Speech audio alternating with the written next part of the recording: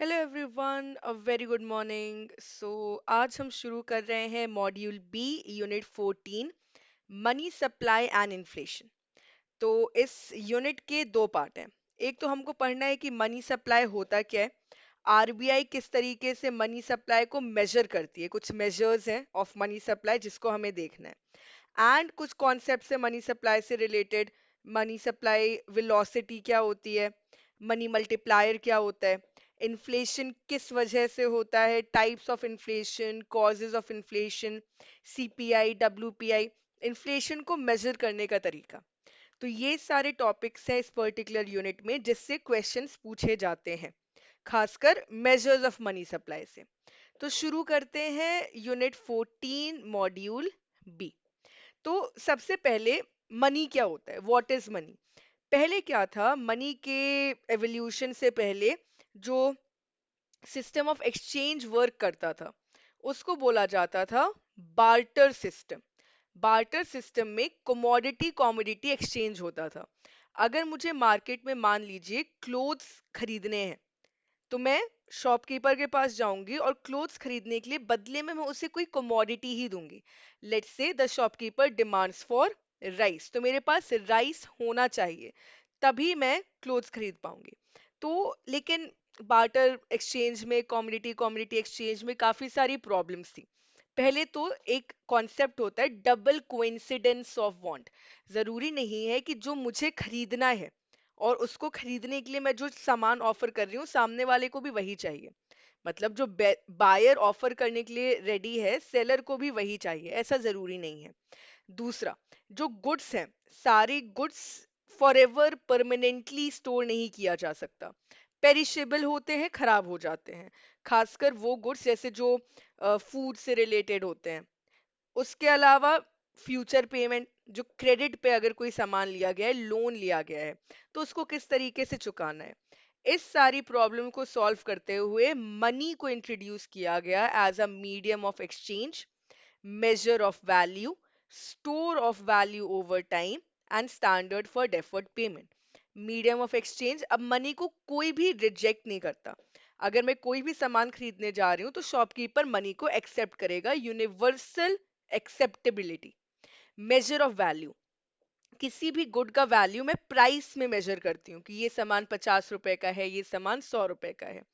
Store of value over time, money का एक कोई करेंसी नोट है या कॉइन है, उसकी फेस वैल्यू नहीं कम हो जाएगी।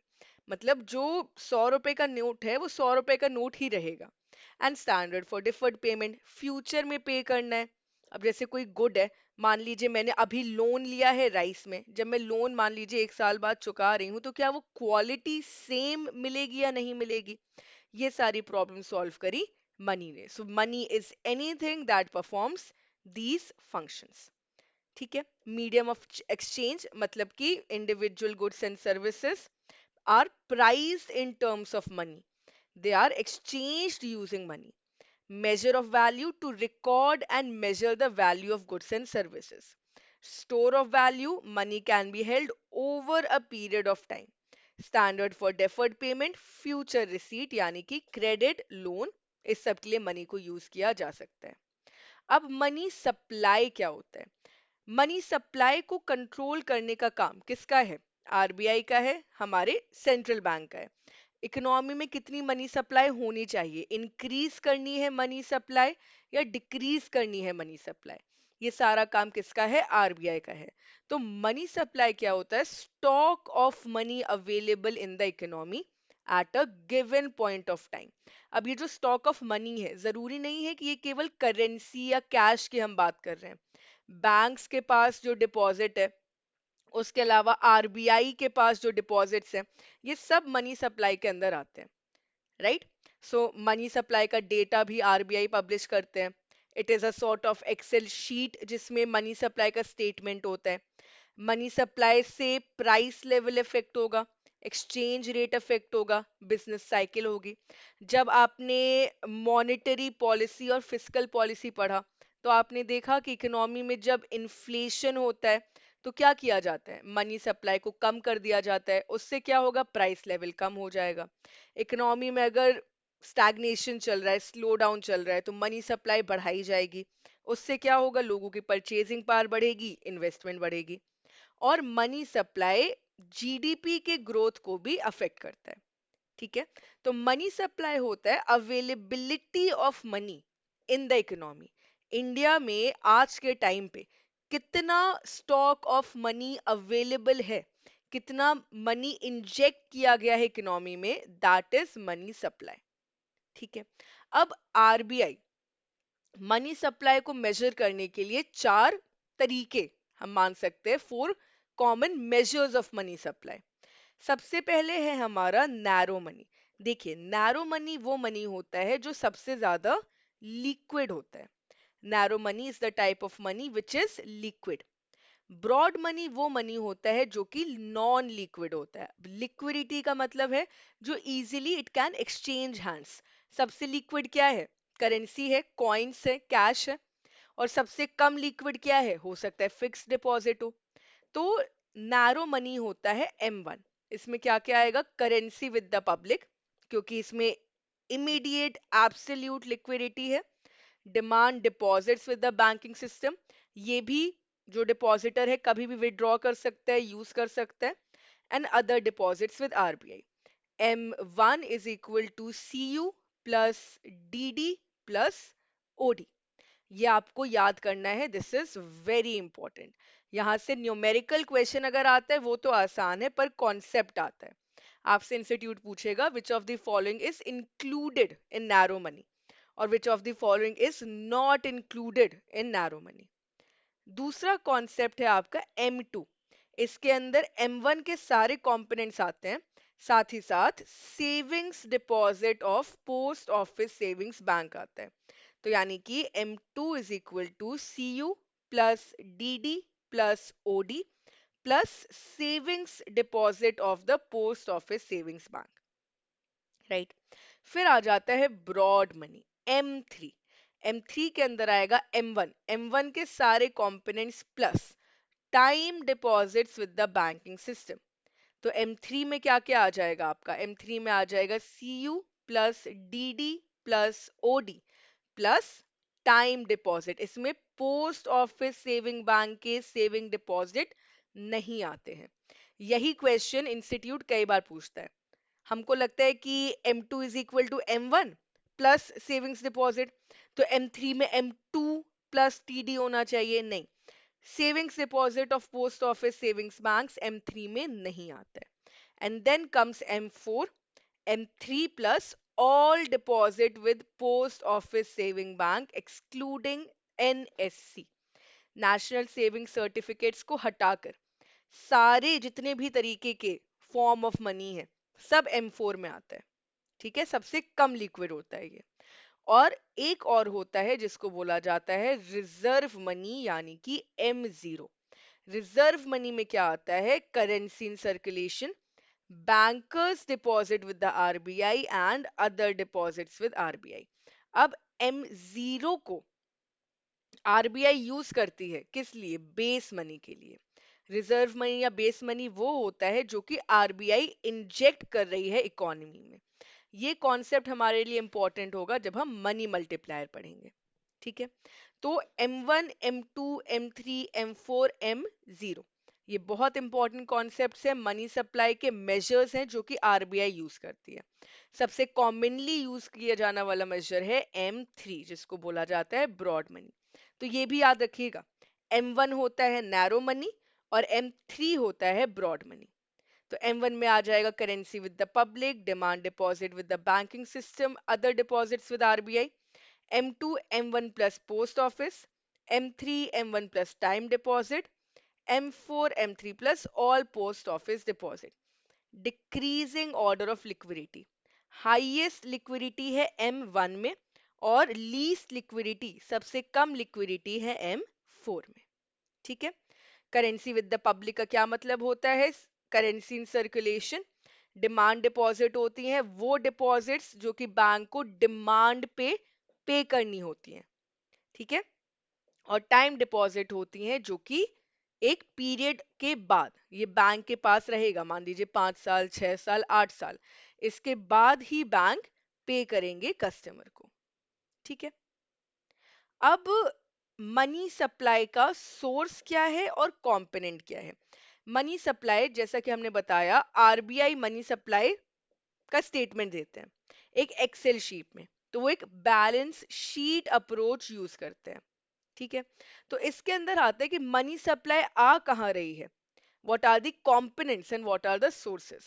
तो components of the money supply are drawn from the liability side, वो जो आरबीआई और बैंक को पे करना है कस्टमर को, and the various uses of the funds as obtained from the asset side, ये M3 के कंपोनेंट और सोर्सेस है।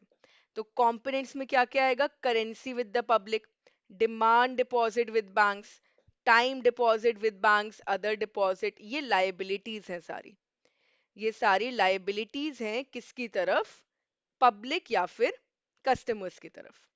और मनी सप्लाई में सोर्सेस के साइड में क्या क्या आएगा, net bank credit to the government, bank ने गवर्नमेंट को कितना लोन दिया, बैंक ने कमर्शियल सेक्टर को कितना लोन दिया, net foreign exchange assets of the banking sector, governments current liability, क्योंकि ये सब क्या है, ये असेट है, सोर्स है, यहां से मनी सप्लाई मिलेगा बैंक्स को। एंड इसमें से माइनस क्या कर देना है, net non monetary liability of the banking sector. ठीक है। अब आ जाते हैं दूसरे सबसे इंपॉर्टेंट कॉन्सेप्ट पे, मनी मल्टीप्लायर। बेसिकली कॉन्सेप्ट बहुत सिंपल सा है। आरबीआई ने जब न्यू मनी इंट्रोड्यूस किया इकोनॉमी में, ठीक है, आरबीआई ने जो बेस मनी या रिजर्व मनी नया इंट्रोड्यूस किया इकोनॉमी में, वो इकोनॉमी में मल्टीप्लाई हो जाता है। कैसे होता है, इस तरीके से होता है कि मान लीजिए 100 रुपए आरबीआई ने नया इंट्रोड्यूस किया इकोनॉमी में, हम अज्यूम करते हैं कि ये सारा पैसा जो भी ट्रांजैक्शन हो रहा है, एक्सचेंज हो रहा है, ये बैंक के थ्रू होंगे, बैंकिंग सिस्टम के थ्रू। तो 100 रुपए आरबीआई ने बैंक को दिए, पूरा बैंकिंग सिस्टम एक बैंक मान लिया हमने। 100 रुपए बैंक ने क्या किया, एक पब्लिक को, अब देखिए बैंक्स को कुछ रिजर्व रखने पड़ते हैं, सीआरआर, एसएलआर। तो लीगल रिजर्व रेशियो मान लीजिए टोटल कितना है, 20% मिलाकर। तो बैंक ने क्या किया, 80 रुपीज का लोन दे दिया, 20 रुपीज डिपॉजिट रख लिए। अब जो भी एक्सचेंज होगा, हमने अज्यूम किया है कि बैंक के थ्रू होगा, तो 80 रुपीज बैंक के पास वापस आ गए। बैंक फिर 80 रुपीज में से 20% रिजर्व रखेगा, बाकी लोन देगा, फिर रिजर्व रखेगा, बाकी लोन देगा। तो इस तरीके से जब हम इसको ऐड करते जाएंगे तो आप देखिएगा कि 100 रुपए आरबीआई ने क्रिएट किए थे, और जो टाइम्स हो जाएगा, मल्टीप्लाई होके वो 500 हो जाएगा। ठीक है। तो ये होता है मल्टीप्लाई, मनी मल्टीप्लायर। सो ये एक प्रोसेस होता है जिसमें जो बेस मनी है, बेस मनी बोला जाए या रिजर्व मनी बोला जाए, M0, which is created by the central bank. M0 हमने अभी डिस्कस किया, कौन क्रिएट करता है, central bank. It multiplies in the banking system to the stock of broad money at any point of time. तो जो हमारा M0 है, ये किस में कन्वर्ट हो रहा है, M3 में। कैसे कन्वर्ट हो रहा है, M0 gets multiplied into M3। तो क्या फॉर्मूला होता है मनी मल्टीप्लायर का, money multiplier is equal to broad money divided by reserve money, या फिर money multiply is equal to 1 divided by the reserve ratio. तो अगर आपका रिजर्व रेशियो 20% है, ठीक है, तो 1 डिवाइडेड बाय 20%। अगर आपका रिजर्व रेशियो 30% है, तो 1 डिवाइडेड बाय 30%। दूसरा तरीका क्या है, broad money divided by reserve money. ठीक है। तो मान लीजिए अगर 4 आया है, तो 4 क्या होगा, M3 डिवाइडेड बाय M0। अगर 1 बाय रिजर्व रेशियो 4 आया, तो M3 डिवाइडेड बाय M0 क्या होगा, 4। मतलब M0 ने 4 टाइम्स मल्टीप्लाई किया, क्या बनने के लिए, M3 बनने के लिए। तो अगर M0 मेरा 100 था, तो M3 हो जाएगा 400। और अगर M0 मेरा, जो हमने पहले का एग्जाम्पल लिया था, M0 मेरा कितना था, 100 था, और 1/LRR कितना आया था, 5 आया था। तो ये कितना हो जाएगा, 500 हो जाएगा, यानी कि ये 5 है। ऑलराइट।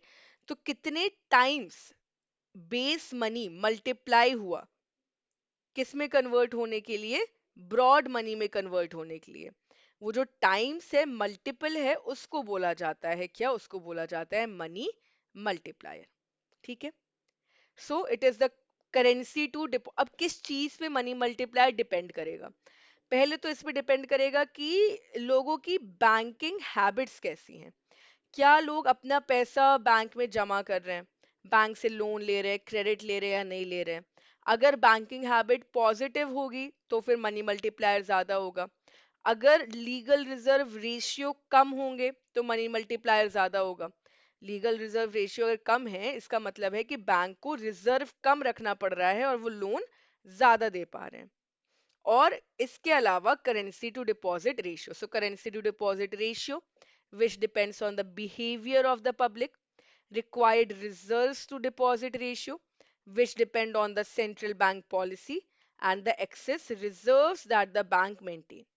इन तीनों चीजों पे डिटरमाइन होगा हमारा money multiplier. So money multiplier is the link between broad money and reserve money, मतलब M3 divided by M0।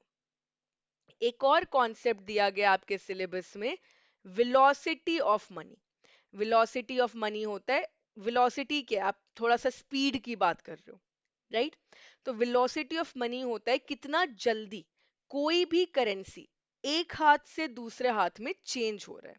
So the frequency with which one unit of currency is used on domestically produced goods and services in a specific time period. तो अगर मैंने आज 100 rupees spend किए, एक shopkeeper को दिए, same day पे shopkeeper ने होलसेलर को दे दिया, सेम डे पे होलसेलर ने मैन्युफैक्चरर को दे दिया, सेम डे पे मैन्युफैक्चरर ने जहां से रॉ मटेरियल प्रोक्योर कर रहा था वहां दिया, तो ये क्या है? यहाँ पे वेलोसिटी ऑफ मनी ज्यादा होगी। ठीक है। The number of times money is spent to purchase goods and services in a unit of time, ये होता है velocity of money. Velocity of money कैसे कैलकुलेट करते हैं? Nominal GDP and money supply. अब नॉमिनल जीडीपी क्या होता है? करंट ईयर प्राइसेस पे। दो तरह से जीडीपी कैलकुलेट किया जाता है। एक होता है बेस ईयर प्राइसेस, उसको बोला जाता है रियल जीडीपी। और दूसरा होता है करंट ईयर प्राइसेस, जिसको बोला जाता है nominal GDP. So nominal GDP divided by the average amount of money that circulates in the economy which is money supply, ये होता है वेलोसिटी ऑफ मनी। ठीक है। ये कॉन्सेप्ट क्या है? ये कॉन्सेप्ट है velocity of money. Alright. So it is the link between broad money and nominal GDP. Money supply किससे मेजर करता है आरबीआई? ब्रॉड मनी से, M3 से। तो एक और तरीका क्या है वेलोसिटी ऑफ मनी को मेजर करने का? Nominal GDP divided by broad money. So velocity of money क्या बताता है? The number of times the available money stock में रोल ओवर और चेंज हैंड्स, ताकि हमारा नॉमिनल जीडीपी क्रिएट हो। नॉमिनल जीडीपी किससे डिटरमाइन हो रहा है? वेलोसिटी ऑफ मनी से। और मनी मल्टीप्लायर क्या बताता है? वो मल्टीपल जिससे बेस मनी एम्प्लीफाई हुआ या मल्टीप्लाई हुआ to create the money supply. तो दोनों चीजें अलग हैं। Velocity of money nominal GDP, और मनी मल्टीप्लायर बताता है कि कितने टाइम्स जो हमारा बेस मनी क्रिएट किया था आरबीआई ने, अब वो चेंज होकर मनी सप्लाई में बन चुका है। ठीक है। तो ये था फर्स्ट पार्ट आपके इस पर्टिकुलर यूनिट का, मनी सप्लाई। मनी सप्लाई क्या होता है, मनी सप्लाई के मेजर्स क्या होते हैं, और जो मनी मल्टीप्लायर और वेलोसिटी ऑफ मनी का कॉन्सेप्ट। दूसरा पार्ट है इस पर्टिकुलर यूनिट का, इन्फ्लेशन। अब इन्फ्लेशन क्या होता है? इन्फ्लेशन सिंपली, अगर किसी एक दिन पे प्राइस बढ़ रहा है वो इन्फ्लेशन नहीं होता। इन्फ्लेशन होता है कॉन्टिन्यूअस, सस्टेन्ड। ऐसा नहीं है कि आज एकदम से प्राइस बढ़ गया तो हम बोलेंगे इन्फ्लेशन हो गया, नहीं।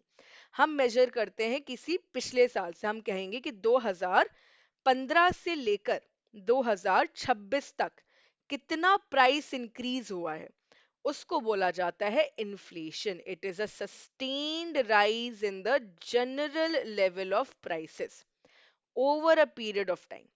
अब जब इन्फ्लेशन हो रहा है यानी कि चीजें महंगी हो जा रही हैं। मेरी इनकम अगर पहले भी 50,000 थी महीने की, अभी भी 50,000 है, पर पहले प्राइस कम होने की वजह से मैं ज्यादा सामान खरीद पा रही थी। अभी मेरी इनकम सेम है पर मेरी परचेजिंग पावर कम हो गई। पहले मान लीजिए एक पेन आता था 10 रुपए का, ठीक है। अगर 100 रुपए है मेरे पास तो मैंने 10 पेन खरीद लिए। अगर पेन का प्राइस बढ़ गया, पेन का प्राइस 20 हो गया, तो मैं पेन कम खरीद पाऊंगी। तो ये होता है इन्फ्लेशन की वजह से, फॉल इन परचेजिंग पावर। जब प्राइस बढ़ता है तो करेंसी की वैल्यू कम हो जाती है, erosion in the purchasing power, loss in the real value of money. ठीक है। तो अब प्राइस इन्फ्लेशन को मेजर करने का तरीका क्या है? Annualised percentage change in the general price level over time. हम देखते हैं कि 2014 से लेकर 2025 के बीच में, हम ज्यादातर 10 ईयर का देखते हैं, हम 1 साल का भी देख सकते हैं। हम ये भी देख सकते हैं कि कोविड 19 के पहले क्या प्राइस था और अभी क्या है। तो एक पीरियड में, over a period of time, कितना प्राइस चेंज हुआ। इन्फ्लेशन के पॉजिटिव इफेक्ट भी होते हैं, नेगेटिव इफेक्ट भी होते हैं। आप पहले ही बिजनेस साइकिल पढ़ चुके हो। तो नेगेटिव इम्पैक्ट क्या है? Loss in the real value of money, discourage investment, shortages in the goods. जब प्राइस बहुत ज्यादा होते हैं तो हमको लगता है आगे और बढ़ेगी, तो लोग क्या कर लगते हैं, लोग होल्डिंग करने लगते हैं। तो ये नेगेटिव इम्पैक्ट है। पॉजिटिव क्या है? इन्फ्लेशन पॉजिटिव कब होगा? रिसेशन के टाइम पे। हम जब बिजनेस साइकिल के वेव्स पढ़ रहे थे तो हमने देखा था ना कि जब हम लोग ये डाउनवर्ड मूवमेंट में होते हैं, इस टाइम पे क्या होता है, प्राइसेस बहुत कम होते हैं। तो जो प्रोड्यूसर्स हैं, एंटरप्रेन्योर्स हैं, वो इन्वेस्टमेंट नहीं करना चाहते। क्यों? क्योंकि उनको प्रॉफिट कम मिलेगा, प्राइस कम मिलेगा। अगर उस टाइम पे इन्फ्लेशन होता है तो हमारे लिए बेनिफिशियल है। बट ऑब्वियसली इन्फ्लेशन के नेगेटिव इम्पैक्ट इकोनॉमी में ज्यादा है। अब इन्फ्लेशन के कॉजेस क्या हैं? दो मेन कॉजेस हैं जिसकी वजह से इन्फ्लेशन होता है। क्या है वो मेन कॉजेस इन्फ्लेशन के? कॉस्ट पुश इन्फ्लेशन और डिमांड पुल इन्फ्लेशन। ठीक है।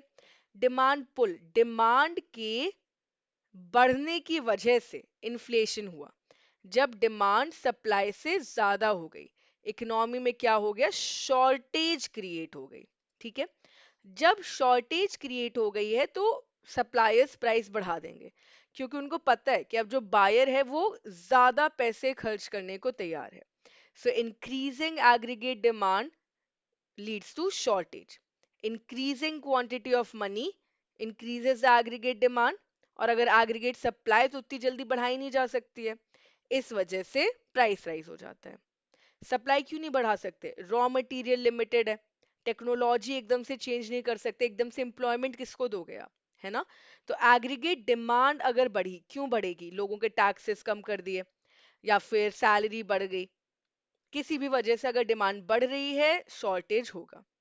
कॉस्ट पुश इन्फ्लेशन होता है कि अगर प्रोडक्शन कॉस्ट बढ़ जाए, उसकी वजह से प्राइसेस बढ़ेंगे। क्यों बढ़ेंगे? रॉ मटेरियल महंगा हो गया, तो अब जो मैन्युफैक्चरर उसको ज्यादा पैसा खर्च करना पड़ रहा है रॉ मटेरियल खरीदने के लिए। कोई नई टेक्नोलॉजी आ गई या कोई लेबर लॉज आ गए जिसकी वजह से प्राइसेस बढ़ाने, वो सैलरी बढ़ानी पड़ रही है। तो कॉस्ट ऑफ प्रोडक्शन बढ़ा, इस वजह से जो प्रोड्यूसर है वो क्या करेगा, वो प्राइसेस बढ़ा देगा। There will be a shortage in the output market and as a result the prices will rise. तो दो तरीके हैं या दो कॉजेज है, रीजन है इन्फ्लेशन के, डिमांड की बढ़ने की वजह से और कॉस्ट के बढ़ने की वजह से। Demand pull, cost push. ठीक है। अब आ जाते हैं मेजर्स ऑफ इन्फ्लेशन। इन्फ्लेशन को मेजर कैसे किया जाता है? अगेन दो तरीके। एक तो बेसिक चीज आप समझो, इंडेक्स होता है। हम लोग प्राइस इंडेक्स का मतलब है कि हम लोग अभी के प्राइस को पहले के प्राइस से कंपेयर कर रहे हैं। ठीक है।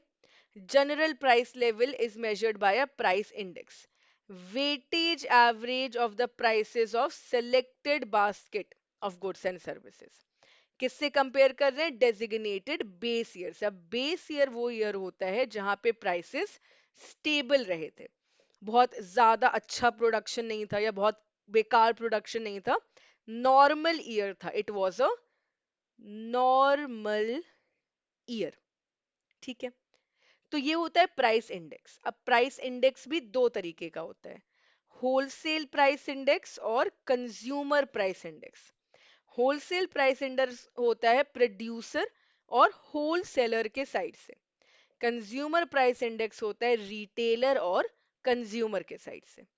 कैसे कैलकुलेट करते हैं आप एनुअल रेट ऑफ इन्फ्लेशन?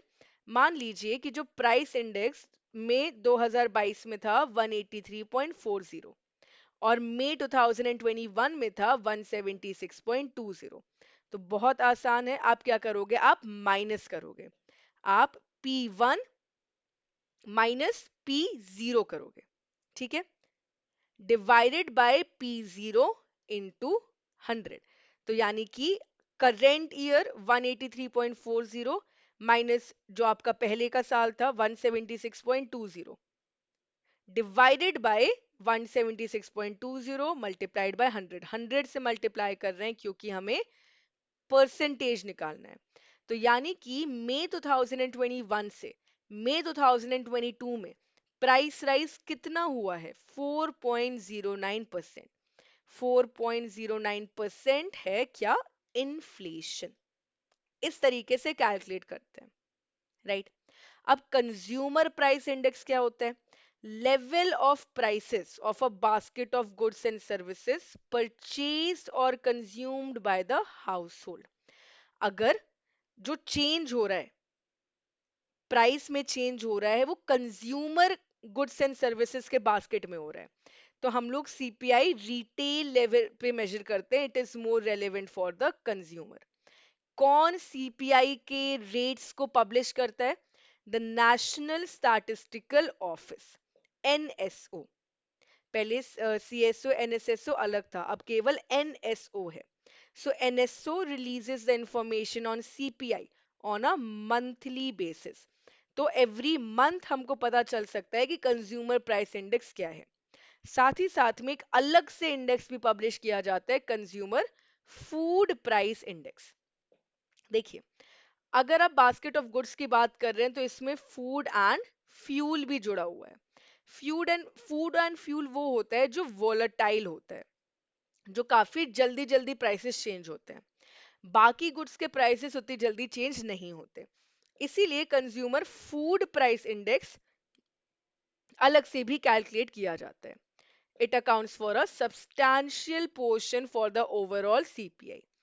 अब जब हम लोग ये वॉलेटाइल फूड और फ्यूल को हटा के इन्फ्लेशन को मेजर करते हैं, उसको बोला जाता है कोर इन्फ्लेशन। तो सीपीआई के दो पार्ट हैं, एक है कोर इन्फ्लेशन और दूसरा है consumer food price. Consumer food price में फूड के प्राइसेस को इंक्लूड किया जाता है, कोर में वॉलेटाइल फूड और एनर्जी यानी कि फ्यूल को हटा दिया जाता है। In simple language, core inflation is inflation example food and fuel. All right. Currently जो सीपीआई है उसका बेस ईयर 2012 है, 100, इसको चेंज करने की बात डिस्कशन में है। और जो सीपीआई कैलकुलेट किया जाता है वो अलग अलग करते हैं, रूरल, अर्बन और कंबाइंड। रूरल एरिया में कंजम्पशन पैटर्न, अर्बन एरिया में जो कंज्यूमर्स हैं, और फिर दोनों का रूरल और अर्बन कंबाइंड भी सीपीआई कैलकुलेट किया जाता है। ठीक है, तो सीपीआई हर एक स्टेट के लिए, ग्रुप्स के लिए, यूनियन टेरिटरीज के लिए पब्लिश करने का काम एनएसओ का ही है। 1114 urban markets, 1181 villages are covered. और फिर यहां से डेटा कलेक्ट करके एनएसओ रिलीज करता है कंज्यूमर प्राइस इंडेक्स। आरबीआई जब अपनी मॉनेटरी पॉलिसी में कुछ भी चेंज करते हैं, या जो by monthly monetary policy release करते हैं या स्टेटमेंट रिपोर्ट, जब वो चेंज करेंगे रेपो रेट, सीआरआर, एसएलआर, वो किसके बेसिस पे करेंगे? वो करेंगे सीपीआई प्राइस चेंजेस के बेसिस पे। यानी कि आरबीआई के लिए मॉनेटरी पॉलिसी का बेस कौन है? सीपीआई है। पहले डब्ल्यूपीआई था पर अब सीपीआई है। ठीक है। तो सीपीआई रूरल अर्बन और कंबाइंड तो होता ही है। उसके अलावा CPI industrial workers, CPI for agricultural labourers और rural labourers and CPI for rural urban combined, ये टाइप्स हैं, types of CPI. In fact bankers के लिए भी जो dearness allowance for workman and officer employees in banks, उसको भी सीपीआई के बेसिस पे किया जाता है। The all India average consumer price index for industrial workers, base rate है 1960। तो आप लोगों के लिए जो ये डियरनेस अलाउंस चेंज होंगे वो सीपीआई आई डब्ल्यू के बेसिस पे होंगे, और उसका बेस ईयर क्या है, 1960। तो यानी कि कंज्यूमर प्राइस इंडेक्स क्या हो गया, ये रिटेल लेवल पे, कंज्यूमर लेवल पे जो basket of goods and services है उसमें कितना प्राइस चेंज हो रहा है, ये कैलकुलेट करके देता है कौन, NSO, rural urban combined industrial workers agricultural labours, monthly basis पे। और आरबीआई इसको यूज करता है फॉर द मॉनेटरी पॉलिसी।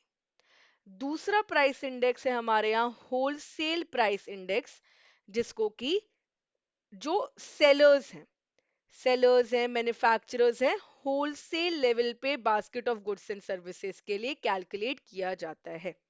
तो ये फोकस किस पे करता है, the price of goods traded between corporations. Obviously changed है। अगर आप होलसेल मार्केट से कुछ खरीदने जा रहे हो तो आपको कम प्राइस पे मिलेगा, पर आपको बल्क खरीदना पड़ेगा। और वही चीज अगर आप रिटेल में खरीद रहे हो तो आप इंडिविजुअल यूनिट खरीद सकते हो, पर आपको कम प्राइस में मिलेगा। तो WPI हम लोग यूज करते हैं सप्लाई और डिमांड के प्राइस मूवमेंट के लिए। आप लोगों ने डिमांड एंड सप्लाई थ्योरी पढ़ी है ना। तो प्राइस मूवमेंट किस तरीके से इक्विलिब्रियम डिटरमाइन करेगा इंडस्ट्री में, मैन्युफैक्चरिंग में, कंस्ट्रक्शन में, ये काम WPI करता है। कौन रिलीज करेगा, the office of economic adviser, department for promotion of industry and internal trade, ये रिलीज करते हैं wholesale price index in India. फिर से याद करिए, CPI NSO, WPI department for promotion of industry and internal trade. ठीक। Base year क्या है WPI का, 2011-12। और तीन कमोडिटी ग्रुप्स हैं WPI के अंदर। प्राइमरी आर्टिकल्स जिसको वेटेज दिया गया है 22.6%, फ्यूल एंड पावर जिसको वेटेज दिया गया है 13.2%, और हाईएस्ट वेटेज है मैन्युफैक्चर्ड प्रोडक्ट्स का 64.2%। इसके अलावा WPI अलग से फूड इंडेक्स के लिए भी है जिसका वेटेज है 24.4%। सो अब आरबीआई, पहले आरबीआई अपनी मॉनेटरी पॉलिसी के लिए WPI को यूज किया करती थी, पर अब आरबीआई सीपीआई को यूज करती है। ठीक है। इसके अलावा WPI के बेस रेट को भी चेंज करने की बात चल रही है 2017-18, जो कि 2026 में चेंज हो जाएगा। अब इंडेक्स ऑफ इंडस्ट्रियल प्रोडक्शन भी है, जो केवल इंडस्ट्रियल एक्टिविटीज के इन्फ्लेशन को मेजर करता है, राइट। तो आईआईपी कौन रिलीज करता है, एनएसओ, एवरी मंथ। और ये इंडस्ट्रियल एक्टिविटीज के लिए, तो तीन ग्रुप्स है इसके अंदर, माइनिंग, मैन्युफैक्चरिंग और इलेक्ट्रिसिटी। यहाँ पे भी हाईएस्ट वेटेज मैन्युफैक्चरिंग को ही दिया गया है, और बेस ईयर है 2011-12। ठीक। तो आप याद रखिएगा, सीपीआई अगर पूछा जाए तो rural urban combined, industrial workers और एग्रीकल्चरल लेबरर्स। WPI अगर आपको पूछा जाए तो जो तीन कैटेगरीज हैं WPI के अंदर, जो कमोडिटी ग्रुप है, primary articles weightage 22.6%, fuel and power weightage 13.2%, और मैन्युफैक्चर्ड गुड्स जिसका वेटेज है हाईएस्ट 64.2%, राइट। और आरबीआई क्या यूज करती है अपने पॉलिसी मेजर्स के लिए, CPI. Now the last topic of this unit, GDP deflator. GDP increase हो रही है, पर ये जीडीपी प्रोडक्शन के इंक्रीज होने की वजह से बढ़ रही है या फिर केवल प्राइसेस की वजह से। जीडीपी होता है ग्रॉस डोमेस्टिक प्रोडक्ट। आप कैसे मेजर कर सकते हो, सिंपली प्राइस इनटू क्वांटिटी। अगर पहले क्वांटिटी थी मान लीजिए 100 और प्राइस था 10 रुपीस, तो 1000 जीडीपी हो गई। अगर मान लीजिए पहले भी क्वांटिटी 100 थी, अभी भी क्वांटिटी 100 ही है, पर प्राइस बढ़ के 15 हो गया, तो जीडीपी 1500 हो जाएगा। तो ये होता है GDP deflator. It is a measure of the level of prices of all new domestically produced final goods and services. ये इम्प्लिसिट प्राइस डिफ्लेटर भी बोला जाता है। It is a major of inflation. ये बेटर क्यों है? क्योंकि ये किसी fixed basket of goods and services पे डिपेंड नहीं करता।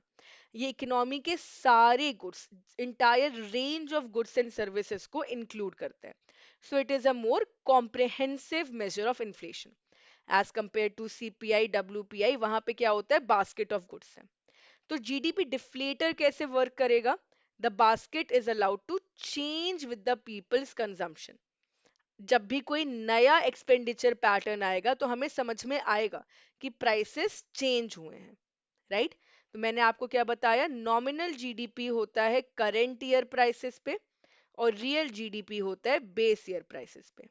तो जब नॉमिनल जीडीपी को रियल जीडीपी से डिवाइड कर देते हैं and we multiply it by 100, तो जो परसेंटेज आ जाती है उसको बोला जाता है जीडीपी डिफ्लेटर।